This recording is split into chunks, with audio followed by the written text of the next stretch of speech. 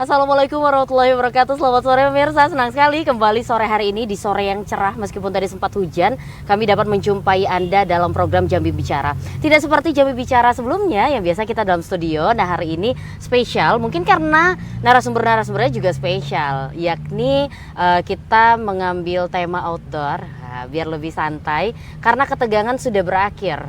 Pemungutan suara sudah usai, tinggal menunggu hasil penetapan MK, tetapi tetap akan kita bahas hari ini karena apa sih yang kita harapkan setelah pemilihan kepala daerah usai, apalagi kalau tidak pemimpin yang memang sesuai dengan hati masyarakat. Untuk itu tema kita pada hari ini adalah Pemimpin Harapan Rakyat. Bersama saya Cynthia Permana dan juga 3 orang narasumber yang sudah jauh-jauh hadir ke sini. Yang biasa kita undang ke studio, kali ini kita undang ke luar studio untuk ganti suasana, walaupun agak-agak silau nggak apa-apa. Apa ya Bang?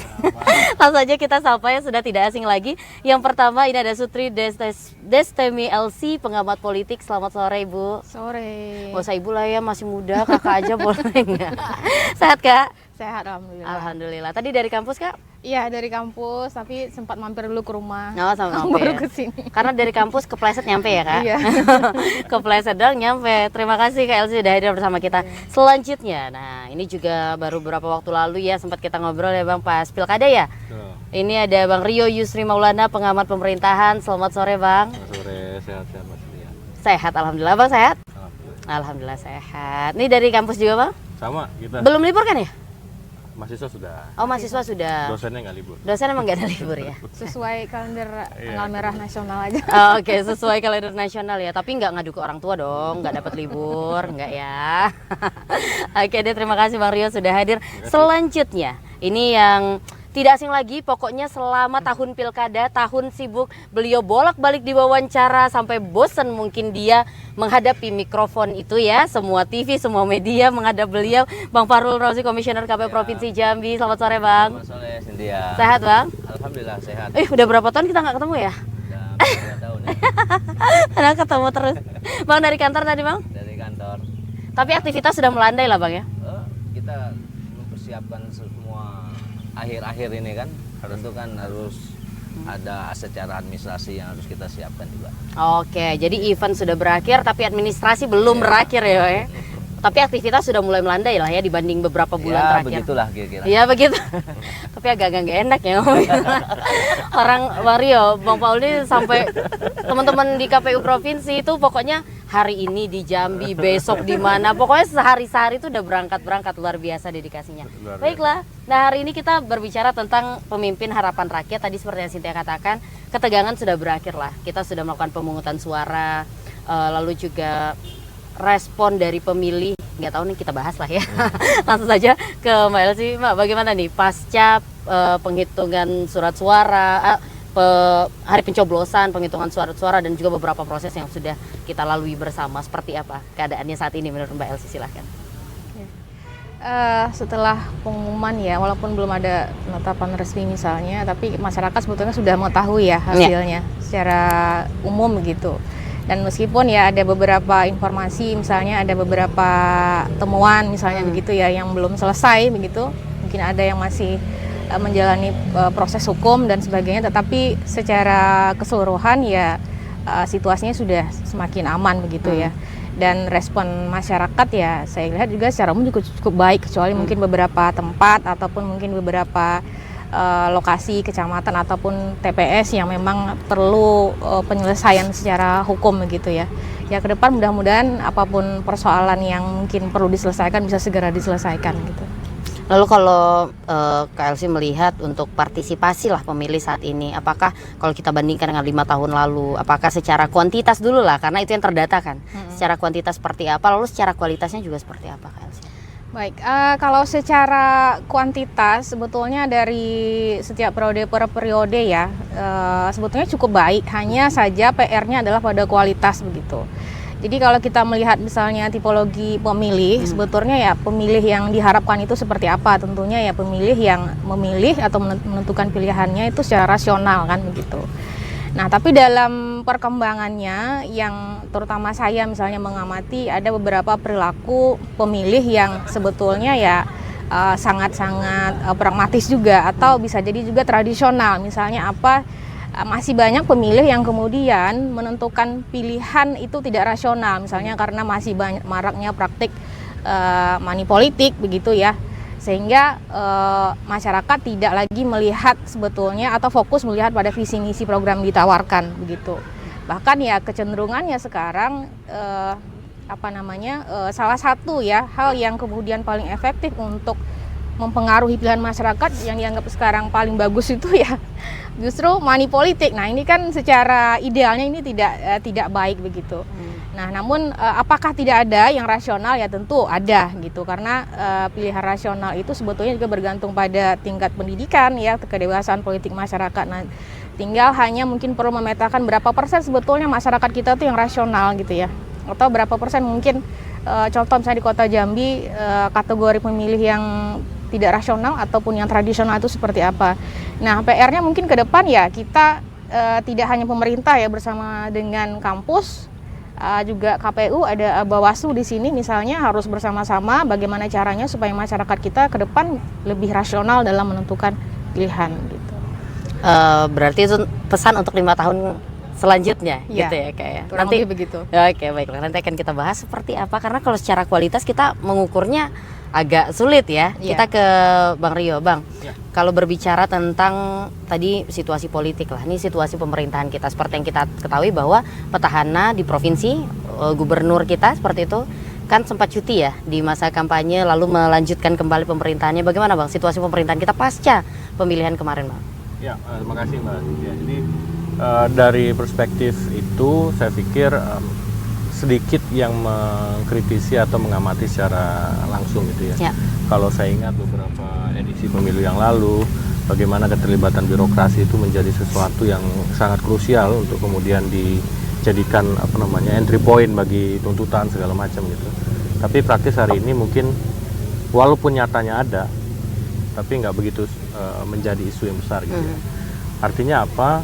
Ada proses pembiasaan dalam proses politik ini, kemudian birokrasi itu menjadi sesuatu yang kemudian berpengaruh secara signifikan juga, tapi kemudian sudah dapat diantisipasi dengan berbagai pola dan cara gitu ya. Nah ini yang kita lihat dalam proses birokrasi hari ini, yang seolah-olah transisinya menjadi lebih smooth gitu. Tapi yang perlu kita perhatikan bahwa birokrasi pemerintah itu adalah suatu organisasi yang sifatnya kontinu gitu. Siapapun kepala daerahnya berganti, dia akan selalu ada. Jadi yang perlu dipastikan adalah nanti baik dia yang melanjutkan maupun yang berganti kepemimpinan, transisi masalah transfer ide, transfer inovasi, transfer kewenangan ini berjalan dengan sebaik-baiknya. Jangan sampai nanti masyarakat lengah karena faktor tadi balas jasa dan seterusnya, kemudian itu menekan inovasi yang akan digalakkan dan seterusnya. Saya pikir Jambi itu termasuk yang tertinggal dalam ide dan gagasan inovasi gitu ya, dan kita berguru pada daerah-daerah yang maju begitu, bagaimana kemudian mentransformasi visi itu menjadi suatu program dan dilaksanakan dengan baik. Itu yang mungkin belum terkapitalisasi di kita.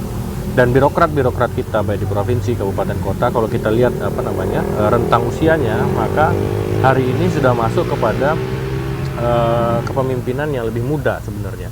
Hanya beberapa birokrat senior kita yang kemudian ada pada posisi jabatan tinggi pertama misalnya, itu yang ada. Nah kita berharap dengan layer 2 ini banyak birokrat muda ini kemudian menjadi motor perubahan itu. Dan kepala daerah harus bisa mengkapitalisasi itu gitu. Contohnya di Jawa Barat misalnya atau di DKI Jakarta, itu saya tahu bahwa level kepemimpinan pada eselon 2, eselon 3-nya itu sudah orang-orang yang memang lewat sertifikasi inovasi, kemudian orang-orang muda yang memang harus agile gitu untuk kemudian mentransform visi besar yang sudah disampaikan saat kampanye kemarin. Jadi ada dua aspek. Yang pertama tadi masyarakat juga ikut memperhatikan terkait dengan tadi, jangan ada imbalan balas jasa tiba-tiba. Kalau kita ingat zamannya Pak Zumi Zola dulu, 2 bulan pasca pelantikan itu langsung diganti rombak semua gitu ya. Dan ini jangan sampai terjadi dalam masa ini gitu ya, masa pasca pemilu ini, kira-kira gitu. Tapi untuk bertransformasi itu tidak ada salahnya kan, dalam artian mengganti semua katakanlah orang-orang yang berada di bawah untuk birokrat dan sebagainya. bukan menjadi masalah bukan kalau berganti? Ya, saya pikir kalau di daerah seperti yang kita harapkan adalah adanya keberlanjutan. Jadi ya namanya birokrat itu mereka punya jenjang karir gitu ya, dan ketika orang dihabisi karirnya, misalnya baru 2 bulan menjabat, 6 bulan menjabat, kemudian dihabisi dalam artian karena bukan ikut serta ataupun diam saja gitu, nah itu menjadi sesuatu yang menjadi mengkhawatirkan. Dan saya pikir keberlanjutan itu ya bagaimanapun birokrasi harus dijaga gitu, jangan sampai ada putus karir kemudian tidak dapat berkarya karena masalah politik dan seterusnya. Saya pikir nggak tepat kalau kita menormalisasi bahwa ganti jawatan kemudian ganti satu perahunya gitu. Kita harus mendorong keberlanjutan bahwa orang birokrat ini sudah 20-30 tahun mengabdi, tapi kemudian karena politik dia harus mati karirnya dan seterusnya. Makanya mungkin netralitas ASN begitu digalakan ya. Tapi nanti akan kita lanjutkan seperti apa sih ini implementasinya. Kita ke Bang Paul dulu, Bang. Ini udah masuk ke tahapan apa dan seperti apa prosesnya, Bang? Ya, sekarang proses PHPU di Mahkamah Konstitusi, sama-sama kita ketahui bahwasanya untuk pemilihan gubernur kita tidak ada yang menyampaikan laporan gugatan ke Mahkamah Konstitusi. Terus kalau data yang kita terima, yang kita lihat dari registernya MK yang dalam PHPU itu ada 6 kabupaten, 8 perkara, 8 permohonan untuk 6 kabupaten yang disampaikan ke Mahkamah Konstitusi, yaitu di Kabupaten Kerinci, Kota Sungai Penuh, Kabupaten Merangin, Kabupaten Sarolangun, Kabupaten Bungo, dan Kabupaten Muaro Jambi. Saya barusan tadi membaca beberapa pokok permohonan yang disampaikan oleh pihak pemohon, yang disampaikan dan dijadwalkan kalau informasi karena ada perubahan peraturan MK nomor 14, maka jadwalnya itu mungkin diperkirakan tanggal 8 Januari kita mulai sidang. 8 Januari, terus tanggal 3 Januari ini register, tanggal 8 Januari diperkirakan sudah mulai sidang perdana untuk perkara-perkara yang disampaikan di Mahkamah Konstitusi. Yang pertama tentu kami mempersiapkan semua pokok-pokok yang diperkarakan. Tentu kami koordinasi dengan KPU kabupaten yang daerah-daerah yang tergugat, termasuk juga tidak terlepas ini semuanya seluruh Indonesia ini kan langsung dikoordinir oleh KPU RI. Jadi kami di Jakarta sudah menyiapkan semua termasuk tim hukum untuk mempersiapkan sidang gugatan di MK gitu. Nah, untuk yang tidak melakukan gugatan, katakanlah seperti provinsi, gubernur kan tidak ada gugatan nih, Bang. Apakah sudah bisa kita tetapkan bahwa inilah pemenangnya gitu? Belum, kita masih menunggu. Jadi ada buku register dari MK yang harus dikeluarkan oleh MK, memastikan beberapa daerah mungkin yang tidak melaporkan ke MK. Tentu nanti dasar itu juga menjadi pertimbangan ke dasar kami untuk menetapkan pasangan calon gubernur dan wakil gubernur terpilih nanti. Maka kami harus menunggu surat dari MK, dan makanya jadwal sidang saja baru tanggal 8 mulai. Maka kemungkinan di atas tanggal 8 baru penetapan gitu ya? Ya, kita nunggu itu. Tapi kalau tidak ada gugatan, bisakah kita sampaikan bahwa ini sudah pastilah gitu? Karena tidak itu bagian dari proses yang harus kita ikuti, karena memang itu bagian dari dasar yang menjadi pegangan kami untuk melakukan proses penetapan gitu. Terus kalau sore ini kita bahas kisi-kisi yang bakal menang, boleh nggak? Ya silakan. Yang penting kalau dari KPU belum penetapan gitu ya. Kita tetap optimis kan. Benar. Kita tetap mempersiapkan semua argumentasi, bukti-bukti yang diperkarakan gitu kan. Maka kami tadi barusan membaca beberapa poin-poin dari 6 perkara itu, 6 kabupaten yang diperkarakan di Mahkamah Konstitusi itu. Tentu kita baca ya rata-rata ya soal proses lah, soal proses pada tanggal 27 November. Pas penghitungan suara ya? Proses pemungutan. Dan penghitungan. Jadi rata-rata yang dipersoalkan itu soal proses. Kalau hasil kita udah terbuka semuanya. Apalagi Jambi itu sudah 100% diserekap. Jadi hasil itu tidak ada, sama sekali tidak ada yang mempersoalkan sekarang. Maka sekarang trennya itu adalah, kalau kita lihat ya, trennya itu sekarang itu soal proses. Ya. Soal proses, bukan soal hasil lagi. Karena hasil udah terbuka. Semuanya bisa mengakses hasil. Dan Kalau lebih dia cepat sekarang ya? iya, dan lebih cepat. Kalau ada yang mempersoalkan hasil di TPS A, B, C, semuanya sudah terbuka. Yes. Jadi kalau soal hasil sekarang tidak ada yang mempersoalkan. Tapi sekarang alihnya itu ke soal proses. Ada Ya. aja pokoknya Bang. Ya, Gitulah ya. gitulah Kemarin di situ. soalnya pileg, waktu pileg kan kita lumayan tuh Bang. Iya. Setiap Iya. kita dialog yang dipermasalahkan hasil ya waktu Hasil. pileg. Masalah Nah, si rekap lah iya. gitu ya. Kalau sekarang Formulir C lah. beralih, bukan soal. Karena kita lihat dari proses rapat pleno rekapitulasi di tingkat kabupaten kota maupun tingkat provinsi yang mempersoalkan rata-rata itu soal hasil, soal prosesnya ya, gitu ya. Tapi kalau yang Abang lihat memang apakah ada kesalahan dalam prosesnya atau seperti apa? Apa sih kendalanya sampai banyak yang mempermasalahkan proses ini? Iya, ya karena kan yang melaksanakan manusia juga nih, Ya, human error ya ya. kan, human error 100% sempurna itu tidak mungkin. Oke. Tentu, tapi memang ini bukan kita ya, tapi memang ketika ada kesalahan-kesalahan kan kita ada lembaga yang mengawasi, Yes. Bawaslu, termasuk NGO, LSM, pihak-pihak yang lain melakukan pengawasan, ya kan? Ya. Dan tentu kan kalau ada pelanggaran tentu akan kita tindak lanjutin berdasarkan hasil, misalnya rekomendasi atau saran perbaikan dari Bawaslu. Contoh misalnya, kita ada 3 TPS yang kita PSU kan, berdasarkan hasil dari pengawasan Bawaslu, ya kan? Beda dengan 5. Kalau 5 ini kan akibat gangguan keamanan yang di Kota Sungai Iya, Penuh. pembakaran itu ya? Ya, ini kan soal gangguan keamanan, bukan proses ya, bukan proses dan hasil lah ya. Tapi ini soal gangguan keamanan. Nah, yang 3, karena kita ada 8 TPS yang PSU, ya kan? Nah, yang 3-nya itu kan berdasarkan dari hasil rekomendasi Bawaslu, ini soal proses, ya kan? Soal proses yang misalnya apa ya? Pemilih potensial non KTPL, pemilih yang belum punya KTP, milih misalnya kan, atau orang yang milihnya lebih dari 1 kali, TPS, gitu. Itu aja.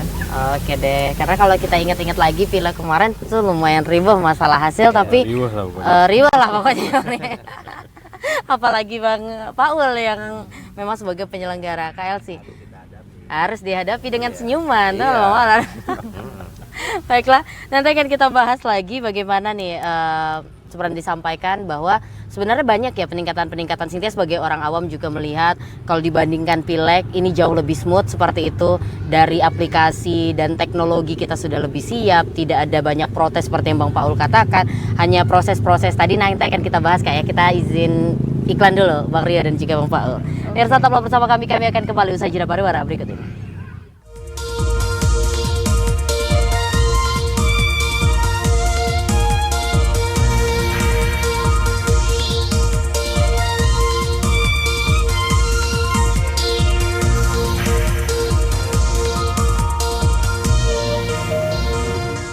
Pemirsa, masih bersama kami dalam program Jambi Bicara dengan tema kita pada hari ini adalah pemimpin harapan rakyat. Masih bersama 3 narasumber begitu luar biasa.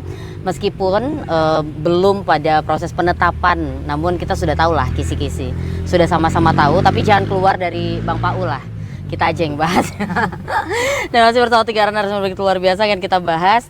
Tadi sudah kita bahas sedikit Kak mengenai apa yang terjadi pasca pemungutan suara gitu, proses-proses yang masih akan kita laksanakan ke depan sampai akhirnya penetapan. Namun kan sudah bisa kita, seperti yang Bang Paul katakan juga, bahwa kita bisa melihat hasilnya sama-sama gitu. Bisa kita pantau melalui website-website yang tersedia, terus juga keterbukaan informasinya juga luar biasa. Begitu kita apresiasi semua media mempublikasikan dan kita tahu pemenang-pemenangnya. Di luar 6 yang menggugat, kan ada yang tidak menggugat, yang bisa kita artikan bersama bahwa kemungkinan besar inilah pemimpin kita gitu. Kalau Kakak melihat pemimpin-pemimpin yang terpilih saat ini, kalau tadi Kakak sempat menyinggung bahwa harus menjadi pemilih yang rasional gitu. Cuman trennya apakah memang kita bisa melihat bahwa tren petahana atau incumbent dengan partai yang banyak ini mendominasi atau seperti apa Kak? Sebetulnya ya pemilih itu kan ya cuman sebagai hanya cara sebetulnya ya untuk menseleksi pemimpin, dan ketika ini sudah selesai sebetulnya saya pikir pembicaraannya harus beralih gitu ya, bukan bagaimana atau siapa yang menang atau siapa yang kalah, siapa yang menuntut atau tidak, tetapi fokus pada kemudian apa yang akan dilakukan oleh yang terpilih ini gitu ke depan gitu ya. Artinya fokus kemudian kita mengawal kebijakan yang barangkali nanti akan dibuat tentunya berdasarkan visi misi dan program yang ditawarkan sebelumnya gitu. Nah, bicara mengenai visi misi atau program tentu nanti kita bisa harusnya ya masyarakat kemudian dalam pasca pilkada ini mengawal gitu apakah visi misi yang ditawarkan sebelumnya memang kemudian dilaksanakan. Fokus kemudian pada hal itu saya pikir ya ke depan yang harus dibicarakan. Misalnya apakah kebijakan yang ditawarkan itu memang betul-betul kebijakan yang berkualitas. Nah, berkualitas ini seperti apa gitu? Yang berkualitas ini ya tentu kebijakan yang sebetulnya relevan dan kemudian juga responsif ya terhadap persoalan-persoalan atau kebutuhan di masyarakat. Ya karena pemerintah itu kan sebetulnya mengemban amanat undang-undang ya. Apa sih amanat negara atau pemerintah melalui undang-undang ya mensejahterakan masyarakat, kemudian mencerdaskan kehidupan bangsa begitu kan. Nah, apakah kemudian nanti visi misi ataupun kebijakan yang dibuat itu akan mengarah ke sana, mewujudkan tugas negara itu? Saya pikir itu yang kemudian kita perlu fokus ke sana, bukan lagi bicara pada siapa yang kalah kemarin ataupun siapa yang masih menuntut gitu ya. Karena kalau bicara sebetulnya proses hukum mungkin dari KPU dan Bawaslu itu bisa lebih detail mungkin menerangkan. Saya pikir meskipun sampai ke MK mungkin tidak besar peluang untuk bisa mengubah hasil ya Pak ya, saya pikir begitu gitu. Jadi lebih baik kita fokus pada ke depan apa yang ditawarkan dan kita masyarakat sebetulnya harus lebih aware gitu, harus lebih berpartisipasi dalam pengawasan apa yang diawasi tadi terkait dengan kebijakan-kebijakan yang kemudian akan ditawarkan berikutnya. Dan tentu saja ya partisipasi masyarakat juga menjadi penting, terutama ya dalam siklus kebijakan publik itu sebetulnya semua prosesnya harus terlibat, mulai dari formulasinya, mulai dari implementasinya hingga evaluasinya. Saya pikir itu yang paling penting. Lalu keterlibatan masyarakat saat ini seperti apa, Kak? Ya, misalnya dalam tahapan formulasi tentu masyarakat bisa ikut terlibat dalam mengusulkan atau misalnya menyampaikan apa saja sebetulnya yang dibutuhkan di masyarakat gitu ya. Banyak misalnya media ataupun bentuk kegiatannya seperti musrembang gitu ya, paling sederhana misalnya di desa. Nah, itu salah satu bentuk partisipasi atau keterlibatan masyarakat dalam formulasi kebijakan. Kemudian dalam implementasi juga begitu, masyarakat juga harus mengawasi praktik pelaksanaannya seperti apa begitu ya. Atau mungkin jika terjadi korupsi gitu ya, mungkin masyarakat juga bisa ikut melaporkan atau dalam bentuk hal lain misalnya bentuk pengawasannya bisa bermacam-macam begitu. Dan begitu juga dalam tahap evaluasi. Nah, sekarang kan masyarakat ini semakin dimudahkan dalam evaluasi ya berbagai macam produk kebijakan pemerintah, apalagi dengan bantuan teknologi melalui media sosial, masyarakat ini mudah sekali mengkritik pemerintah. Sebetulnya itu adalah bagian dari evaluasi, saya pikir gitu ya. Nah, ini juga perlu peran pemerintah ataupun nanti siapapun yang terpilih ya untuk bisa lebih adaptif ya terhadap misalnya bagaimana masyarakat bisa menggunakan teknologi, menggunakan media sebagai sarana untuk atau tempat untuk evaluasi atau partisipasi masyarakat dari formulasi, implementasi dan evaluasi begitu. Baik, nah ini menarik nih Bang Rio, kalau kita berbicara tentang mengawal pilihan rakyat. Nah, bagaimana rakyat sendiri mengawal apa yang mereka pilih dan bentar lagi akan ditetapkan bersama. Jadi sudah pasti inilah pemimpin yang akan memimpin 5 tahun ke depan. Seperti apa partisipasi masyarakat? Iya, saya pikir yang paling penting sekali adalah bahwa jangan sampai euforia ini selesai pada saat dilantik itu. Baik. Bahwa tugas kita sebagai masyarakat yang terliterasi dalam proses ini, saya pikir kan pendidikan politik seperti yang selalu disampaikan oleh Bang Paul bahwa pemilu itu adalah pendidikan politik paling konkret gitu. Ya. Bahwa hari ini masyarakat tercerdaskan, perhatiannya lebih fokus pada kemudian siapa yang memimpin mereka dan seterusnya. Itu menjadi sesuatu yang jangan sampai euforianya tertinggal pada saat selesai penetapan dan pelantikan besok gitu.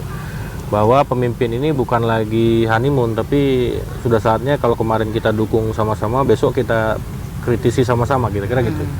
Bahwa ada ruang bagi mereka untuk kemudian bekerja, betul, tapi jangan sampai kemudian kita melakukan pembenaran-pembenaran apabila terjadi mungkin salah kelola dan seterusnya, walaupun itu pilihan kita gitu.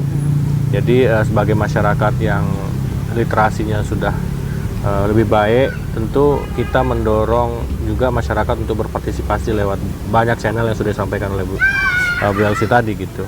Nah, mungkin yang sekarang kita perlu perhatikan adalah bahwa mayoritas pemilih muda hari ini dan juga komposisi masyarakat Provinsi Jambi dan Indonesia hari ini adalah banyaknya anak muda kita dan anak muda ini harus jadi pusat perhatian pemerintah untuk menjadi kekuatan yang sama-sama bisa menguatkan pemerintahan kita ke depan. Jadi pemerintahan yang baik itu adalah pemerintahan yang melibatkan semua, termasuk ya kelompok mayoritas ini. Dan kita bisa sampaikan bahwa kelompok mayoritas hari ini mungkin belum terlalu signifikan diberikan ruang gitu. Maka saya mendorong bagi seluruh kepala daerah yang terpilih, segeralah konsolidasi kekuatan pemuda kita. Bukan berarti untuk dienakkan, kemudian dibagi segala bentuk kenyamanan, bukan, tapi diberikan ruang bagi mereka untuk berkarya juga bersama-sama pemerintah. Contohlah daerah-daerah di Indonesia yang sukses mengelola pemudanya, maka insya Allah provinsinya, kabupaten kotanya akan jadi lebih semarak, lebih berwarna gitu ya. Dan kita berharap Provinsi Jambi juga akan terkenal di luar sana, bukan karena viral-viral masalah yang negatif, tapi juga banyak yang positif juga yang kita harapkan nanti muncul di media. Nah, kalau kita berbicara tentang pemuda, ini kan Provinsi Jambi kemarin lumayan banyak ya anak-anak muda yang bahkan mencalonkan diri, dan ada juga beberapa yang terpilih. Ini merupakan angin segar atau seperti apa? Apakah menjadi sebuah tantangan, Bang? Karena pasti pemikiran yang senior seperti itu dengan yang junior ini berbeda. Seperti apa Bang memandang ini?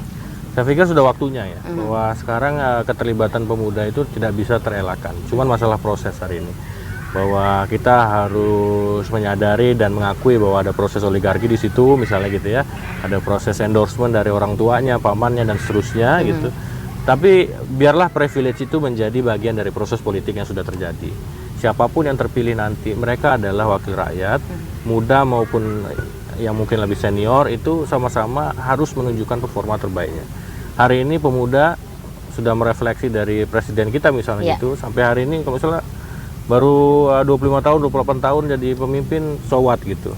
Dia akan memimpin separuh dari populasi kita di Provinsi Jambi misalnya gitu. Jadi ayo kita sama-sama tempatkan orang itu berdasarkan kinerjanya. Kalau salah kita ingatkan, jangan kita bully rame-rame, tapi kita harus ikut bersama-sama dalam proses itu gitu ya. Nah, jadi saya pikir ini bagus ya, tinggal nanti sama-sama kita ingatkan.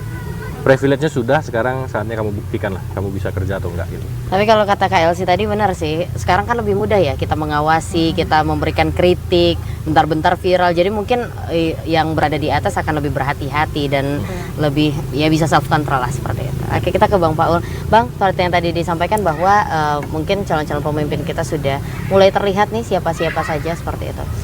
Kemudian beberapa tantangan mungkin dihadapi dengan adanya yang menggugat dan sebagainya gitu.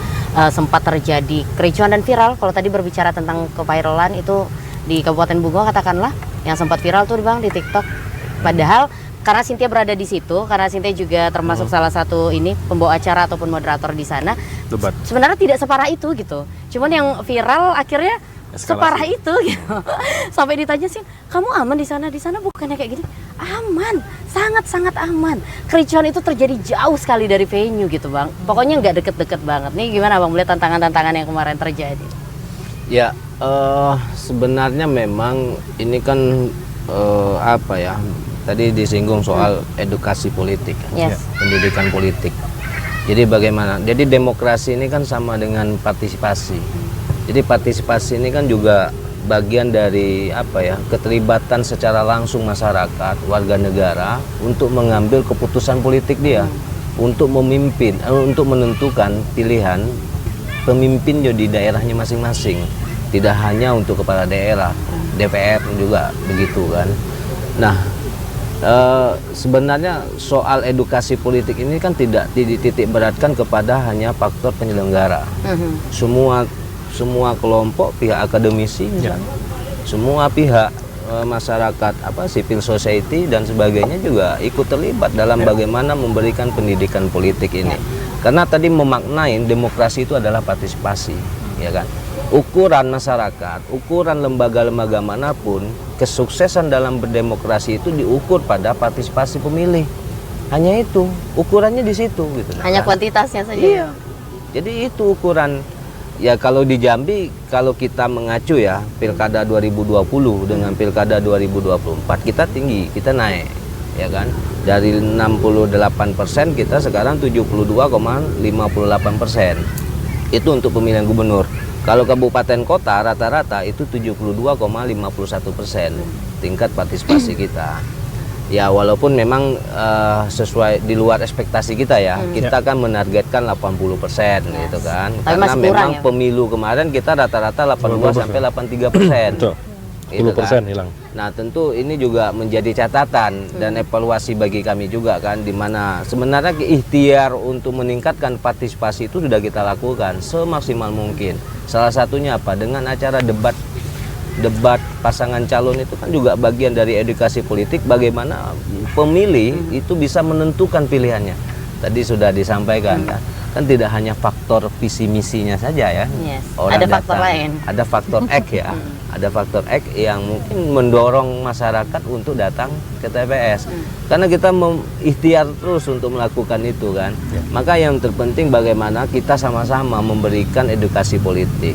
Kalau perlu misalnya di kampus-kampus ada, apalagi ya kalau kita lihat DPT kita itu mayoritas itu hampir 50% itu adalah pemilih generasi Z dengan generasi milenial. Ya. Jadi ukuran usia itu 17 sampai 39 tahun. Yes. Itu hampir 50%. Separohnya. Hampir separohnya. Nah, bagaimana memang kayaknya memang demokrasi ini bagian dari mata kuliah yang wajib lah. Nah, itu kan. Jadi doktrinasinya itu sudah mulai di kampus maupun di sekolah-sekolah gitu nah kan. Jadi kita sudah mendoktrinasi itu makna dari berdemokrasi itu apa. Artinya kita tidak hanya sekedar memilih pemimpin gitu nah. Artinya ada substansi dari makna dari demokrasi tersebut gitu kan. Dan Gitu. kemudian nanti akan ada yang fanatik seperti itu yang akhirnya membuat kericuhan gitu ya Bang. Ya ini kan soal kalau dinamika ya dalam proses pelaksanaan pilkada terutama ini, dinamika itu hal-hal yang ya di luar Bumbu-bumbu ya, lah kan, itu kan bagian dari ya apa bumbu-bumbu lah ya, bagian dari bumbu-bumbu karena memang Ekspresi. iya ekspresi, bagian dari ekspresi sebagian tim-tim sukses dan sebagainya. Ya tapi memang kita punya kewajiban secara bersama-sama bagaimana mencerdaskan sesuai dengan undang-undang. Amanah undang-undang itu kan dalam salah satu alinianya itu yaitu ikut mencerdaskan kehidupan bangsa ini kan. Jadi salah satunya itu bagaimana bisa memberikan pendidikan politik. Semuanya tanggung jawab kita, tidak hanya ke penyelenggara, semuanya civil society dan pihak-pihak lain termasuk kepada pesertanya juga. Itu kan. Tapi kan ya kita bisa sama-sama kita lihat lah. Siapalah yang melakukan edukasi itu gitu iya, kan. gitu. Apakah sudah semuanya melakukan edukasi itu? Nanti dia sama Kak Elsie aja, jangan kita yang jawab. Kak Elsie, nah tadi sudah berbicara juga mengenai kita harus fokus kepada setelahnya gitu kan, setelah ditetapkan. Kalau kata Bang Rio jangan euforianya selesai, sudah tidak ada yang mengawasi visi misi dan sebagainya. Sebenarnya sosok pemimpin yang saat ini kita harapkan, kalau tadi Bang Rio sempat menyinggung mungkin kita salah satu daerah yang kurang inovatif gitu. Seperti apa kalau sosok pemimpin menurut Kak Elsie? Ya, kalau sosok pemimpin yang ideal sebetulnya banyak kriterianya ya. Mungkin saya hanya sebutkan beberapa. Yang pertama ya dia harus visioner kan, gitu. Harus visioner, artinya orientasinya jangka panjang gitu. Dan kemudian apalagi dia mampu untuk menangkap isu-isu atau persoalan di masyarakat sebetulnya yang dibutuhkan apa begitu ya. Yang kemudian misalnya ya butuhnya A, tadi kasih B gitu ya. Ya meskipun memang ada namanya yang prioritas jangka pendek atau menengah jangka panjang, tapi catatannya memang kebijakan yang dibuat itu memang betul-betul kebijakan yang solutif gitu ya, memang responsif terhadap kebutuhan masyarakat. Kemudian juga ya dalam hal lain misalnya dia harus mampu membuat kebijakan yang sebetulnya inklusif ya dan berkeadilan gitu, mampu kemudian untuk mencakup ya semua kepentingan masyarakat, tidak ada kemudian kelompok-kelompok masyarakat yang terpinggirkan begitu ya, misalnya terkait dengan kebijakan perempuan, anak-anak, disabilitas. Nah seperti ini ya, saya pikir tuh dalam secara umum bahkan Indonesia pun ya kebijakan-kebijakan yang responsif terhadap kelompok-kelompok minoritas ini masih lemah begitu. Nah ini penting jadi catatan menurut saya gitu. Dan kemudian juga tentunya berkeadilan ya, nah, berkeadilan gender salah satunya begitu ya. Kebetulan saya memang fokus kajiannya terkait dengan politik gender ya salah satunya. Jadi penting bahwa kebijakan apapun itu semuanya harus berkeadilan gender gitu. Kemudian apalagi ya pemimpin yang harus adaptif ya, terutama dengan kemajuan teknologi sekarang gitu. Nah tadi saya sampaikan bahwa dari tahap formulasi, implementasi dan evaluasi semuanya sekarang melibatkan teknologi begitu. Nah bagaimana mungkin kemudian pemimpin mampu ya bisa beradaptasi dengan teknologi itu dan memanfaatkan teknologi itu justru untuk membantu atau meningkatkan kinerja gitu ya. Nah, dalam hal lain ya banyak ya, misalnya ya pemimpin yang yang secara sosoknya mampu menjadi teladan gitu, menjadi contoh ya. Terkadang misalnya masyarakat kan tentu mencontoh nih pemimpinnya yang baik seperti apa gitu. Jangan sampai kemudian misalnya terutama dalam segi public speakingnya atau perilaku dalam kesehariannya kemudian menjadi catatan etika. Nah, ini juga penting gitu. Karena penting pemimpin itu yang baik ya, yang menjadi teladan, yang dicontoh dari masyarakatnya. Banyak lagi sebetulnya, mungkin itu beberapa yang bisa mungkin saya sampaikan ya gitu. Dan terkadang begini, banyak masyarakat atau sebagian masyarakat kemudian menilai atau menolak ya kebijakan yang dibuat oleh pemimpinnya. Kenapa? Ternyata lebih banyak yang kontra daripada yang pro. Barangkali salah satu penyebabnya adalah ketidakhadiran masyarakat dalam prosesnya, artinya partisipasinya gitu, tidak dilibatkan gitu ya. Nah, jadi ini perlu juga jadi catatan bagi pemerintah siapapun yang ke depan nanti akan memimpin kota Jambi ataupun provinsi Jambi. Ini penting ya terkait dengan partisipasi masyarakat supaya kebijakan yang kemudian nanti dilahirkan atau dibuat itu betul-betul memang didukung oleh masyarakatnya. Dan gimana caranya supaya didukung? Ya tentu masyarakat harus terlibat dari prosesnya, dari formulasi, implementasi dan evaluasinya, semua masyarakat mengetahui. Dan juga ini mencerminkan adanya prinsip transparansi ya, transparansi dan akuntabilitas dari pemerintah begitu kepada masyarakat. Nah, saya pikir udah banyak tadi poin-poinnya ya. Mudah-mudahan siapapun nanti yang terpilih bisa memenuhi paling tidak beberapa kriteria tadi yang disebutkan gitu. Siap, terima kasih Kak Elsie. Nanti akan kita bahas apakah pemimpin-pemimpin yang terpilih ini memiliki kriteria-kriteria itu. Nanti Bang Rio akan coba menjawab ya. Kita jeda dulu pemirsa, tetap bersama kami akan kembali usai jeda pariwara berikut ini.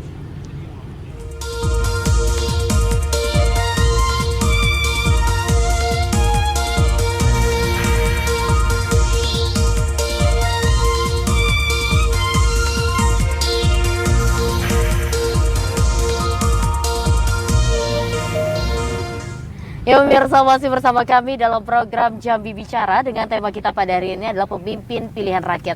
Masih bersama 3 orang narasumber begitu luar biasa, dan di segmen kali ini kami mengajak Anda untuk berpartisipasi aktif. Sepertinya sudah ada penelpon, langsung saja kita sapa. Halo, selamat sore. Halo. Baik, terdengar suaranya ya. Halo, selamat sore. Selamat sore juga Mbak Setia Permana. Siap. Ini selalu lah ya Pak Yudi. Kayaknya kalau Cynthia nggak dengar suara Pak Yudi satu hari, Cynthia sakit Pak. Pak Yudi dari Telanai langsung saja ingin memberikan. Nyari-nyari Mbak Setianya. Pak Yudi langsung saja ingin memberikan komentar, saran, Ya, pertanyaan, baik, silakan. Ya. Mohon maaf Mbak, saya minta waktunya 60 detik saja Mbak. Siap. Ya. Jadi saya melihat suasana di TVRI hari ini cukup cukup segar ya. Nah, selama ini indoor terus, ini outdoor. Siap Pak. Jadi memang suasana memang harus diganti nih Mbak. Siap Pak Yudi. Biar seger nih, narasumber seger, juga penanyanya seger juga. Siap. Ya, ada inovasi nih. Baik, terima kasih. Yang saya hormati Bapak-bapak, Ibu yang narasumber, mohon maaf saya tidak menyebutkan namanya, tidak menutup hormat saya karena waktu ini. Saya hanya diberi waktu 60 detik. Jadi judul kita pemimpin harapan rakyat. Itu kan hanya judul. Tadi saya disinggung masalah partisipasi pemilih ini cukup turun ya di 2024 pilkada. Ya tentu perlu evaluasi menurut saya. TPS itu waktu pilek-pilpres itu banyak. Pada saat pilkada dia berkurang, sehingga orang sudah menjauh. Nah, ini perlu evaluasi daripada KPU. Yang kedua, terlalu dekat jarak pilkada dengan pilpres. Jadi orang banyak ngabur, lari Pak, pakai KPU. Nah, hari Rebu itu terus terang saja, saya banyak meneliti di lapangan. Banyak yang lebih baik dia kerja, karena hari Sabtu buruh itu mau gajian. Ngapain dia nyoblos? Dia tolong jangan hari Rebu. Kalau bisa hari Sabtu libur tuh buruh-buruh. Baik. Ya, jadi tolong, itu kecil tapi indah. Siap. Banyak saya data itu, dia tidak mau datang Pak. Tolong itu dievaluasi. Nah, kembali ke judul kita, Jadi dulu kita ini adalah pemimpin rakyat, potensi pilkada ini adalah banyak KMK ya, pasca pilkada. Nah tentu cukup banyak ya. Di 2024 ini dari nasional aja termasuk Jambi hampir 300 kasus KMK itu. Jadi luar biasa ini. Langsung ke intinya Pak. Macam ini. Artinya saya mengatakan di sini adalah gagal pilkada ini. Banyak masalah. Ya kan? Banyak kasus banyak masalah. Baik, poin selanjutnya Pak. Pak Rozi. Nah, selanjutnya justru itu saya kaitkan dengan isu bahwa mungkin ada wacana mencuat pilkada ini kembali ke DPRD. Ya kan, karena politiknya juga biaya tinggi. Sudah ada omon-omon itu. Siapa yang bilang politik itu rendah?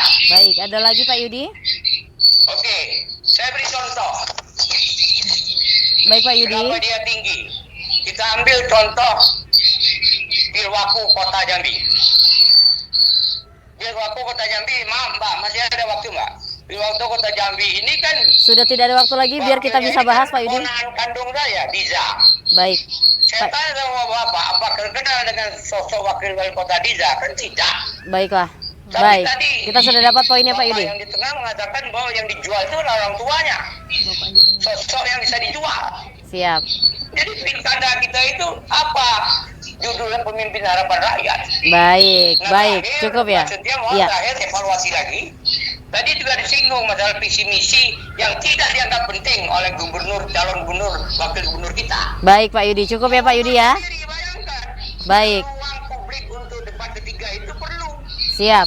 Ya kan? Karena Siap. tidak ada Terima sanksi kasih Pak Yudi. harus diberikan sanksi yang akan datang.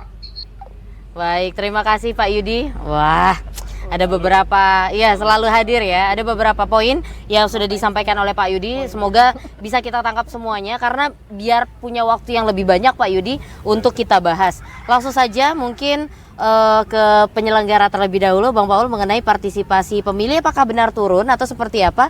Lalu jarak pilkada dan pilpres yang terlalu dekat dan waktu pemilihan yang hari kerja, apakah ini juga menjadi faktor? Silakan Pak Yudi. Tadi kan sudah saya sampaikan, kalau tingkat partisipasi kalau kita mengacu ke Pilkada 2020 kita naik, Ya. tidak turun. Dari 68 kita jadi 72% tingkat partisipasi, naik ya. Beda dengan pemilu. Jadi jangan disamakan partisipasi pemilu dengan Pilkada. pilkada. Beda Karena ya? pesertanya itu banyak di pemilu, ya kan?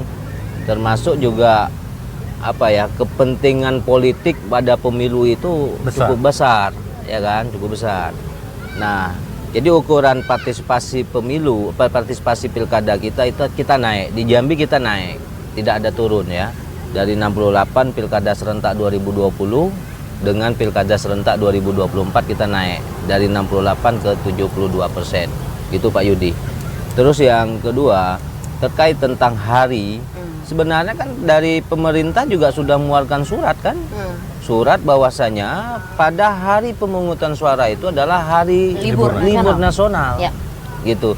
Jadi tidak ada alasan untuk tidak datang ke TPS karena memang hari itu hari libur nasional. Bahkan di dalam undang-undang pilkada itu juga ada yang disanksi dalam pidana pemilihan, ya kan, termasuk pidana pemilu ataupun pidana undang-undang 7 maupun undang-undang 10. Itu ada ketika ada perusahaan yang tidak meliburkan karyawannya pada hari pemungutan suara, itu bisa dipidanakan. Ada sanksi pidananya. Kalau Dan melapor. Ya. Kalau berani melapor ya. Kalau berani yang melapor. Artinya apa? Secara regulasi itu sudah diatur. Dan ya saya tidak mempersoalkan yang disampaikan oleh Pak Yudi tadi, itu hal-hal yang biasa ya, hal-hal yang wajar dia menyampaikan ya. Makanya kita melihat, makanya tadi saya menyampaikan bahwasanya ini bukan soal faktor yang lain ya, ini kan soal faktor bagaimana menerapkan edukasi politik kepada masyarakat. Ya. Itu saja tugas kita bersama-sama gitu kan. Artinya datang ke TPS itu jangan lagi jadi budaya gara-gara faktor X. Karena kan ini kan kita lihat lah, saya melihat beberapa statement, baca-baca berita, nonton TV ya. yang datang ke TPS itu kan karena faktor X, bukan karena faktor, boleh kita lihat persentasenya. Ya. Berapalah persentase yang melihat berdasarkan visi misi program Ya. yang sudah kita fasilitasin oleh KPU nih.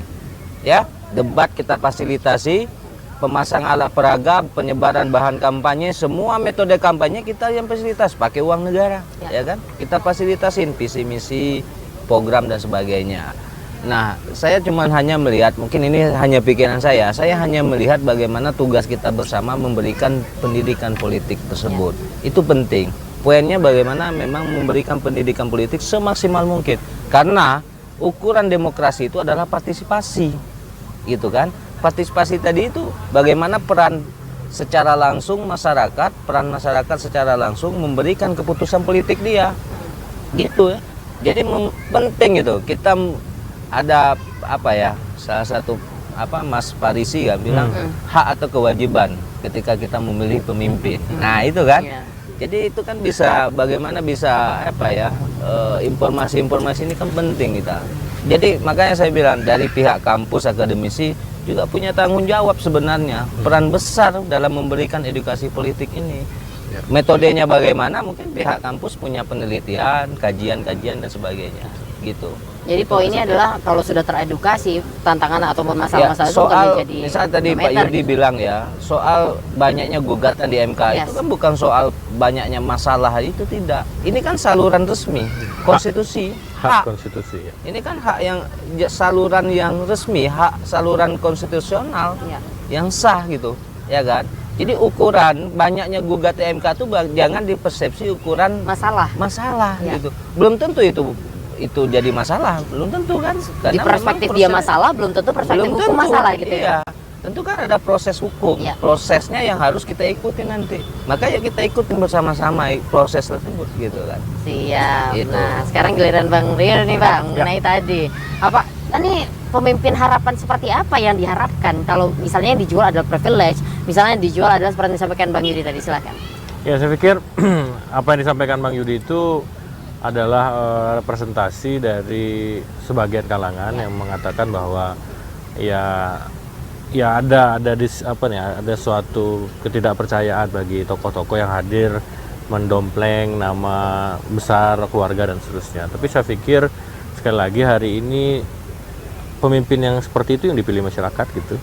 Yang hari ini Wakil Presiden Gibran, ada Jokowi di belakangnya, ada Mas Diza, yang ada Pak Zulkifli Nurdin, Pak Ajri Nurdin, keluarga Nurdin, keluarga besar gitu ya. Tapi ada juga Dila di Tanjab Tim yang juga atas nama keluarga Hik melawan Laza yang atas nama keluarga Nurdin juga gitu. Jadi sesuatu yang saya pikir dalam era politik hari ini menjadi sesuatu yang tidak bisa kita hindari. Ya. Tapi kemudian pasca ini yang harus kita lakukan suatu kontrol bersama gitu ya, bahwa semua orang berhak ya hari ini politiknya seperti ini ya gitu ya, tapi kemudian yang tidak bisa kita batasi adalah ruang kita untuk memberikan kontribusi bagi bagaimana mereka akan memimpin ke depan. Jadi saya pikir kita berikan ruang saja bagi mereka untuk berkarya, memimpin, dan kita sama-sama mengawal itu.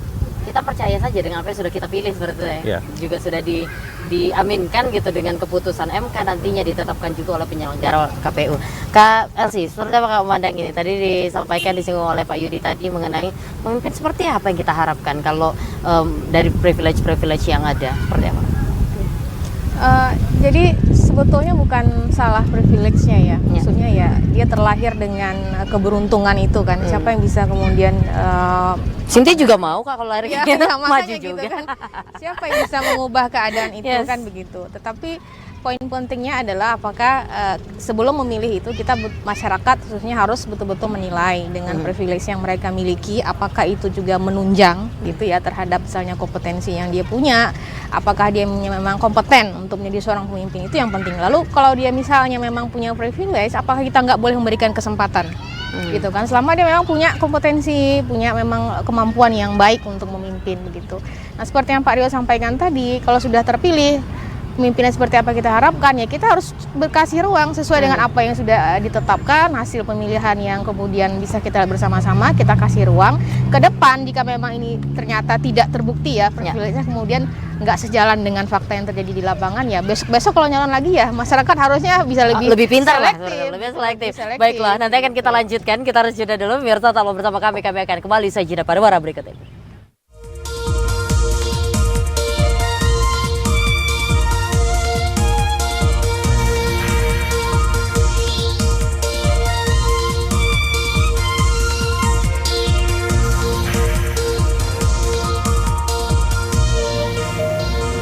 Ganti background.